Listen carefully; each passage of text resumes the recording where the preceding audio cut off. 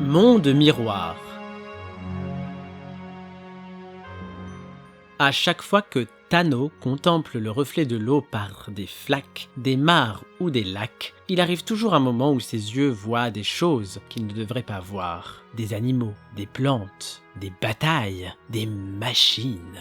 Souvent, il ne comprend pas ce qu'il se passe, ni ce que c'est. En revanche, il sait que ces images ne sont pas vraies. Enfin, c'est ce que sa mère lui répète continuellement s'il a le malheur de lui en parler. C'est son imagination. C'est comme les rêves la nuit quand il dort. Ça n'existe pas. C'est tout, rien de plus. Tanao sent tout de même l'inquiétude dans le regard de sa mère quand il hoche la tête et qu'il s'éloigne. Et le petit garçon n'aime pas quand sa mère s'inquiète, alors que normalement ce n'est rien. À cette inquiétude, il sait que quelque chose cloche, que ce n'est pas tout à fait normal qu'il puisse voir ces choses dans le reflet de l'eau. Mais au lieu d'essayer d'arrêter de regarder, il n'en parle plus à sa mère. Et si jamais elle lui pose la question, presque innocemment, il ment et dit qu'il ne voit plus ces images. Il ne sait pas si elle le croit ou pas, toujours est-il qu'il garde ça pour lui. Un jour, alors que Tano est à sa contemplation dans un abreuvoir, il se penche pour mieux voir. Il finit par perdre l'équilibre, sa tête plonge dans l'eau. Mais au lieu d'être submergé, il sent de l'air frais lui souffler au visage.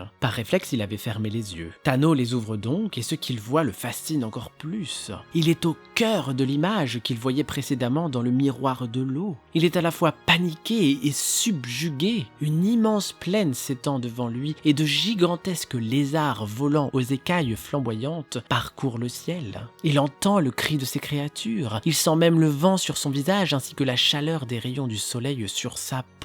Il en oublie presque qu'il est la tête dans l'eau. Ce monde qui s'offre à lui le grise totalement. Il a envie d'aller plus loin, de l'explorer. Il essaye d'avancer quand une main ferme et puissante vient le tirer en arrière. Un homme lui sort la tête de l'abreuvoir. Tano s'aperçoit qu'il est trempé de la tête aux pieds. Il grelotte de froid. Il remercie l'homme avant de partir en courant chez lui. Il ne veut pas que sa mère apprenne sa mésaventure. Depuis cet incident, Tano s'arrange toujours pour être dans les endroits les plus isolés pour aller voir au travers de l'eau ces mondes miroirs qui le fascinent. Il s'impose des règles. Ne jamais partir trop loin ni trop longtemps. Toujours prendre des affaires de rechange afin de ne pas attraper froid après ses excursions. Et surtout, ne jamais en parler à personne. Même ses amis, c'est son jardin secret. De toute façon, personne ne pourrait vraiment comprendre. Ou pire, beaucoup le prendraient pour un fou. Il n'a pas envie de finir brûlé, comme les sorcières, ou en prison pour hérésie.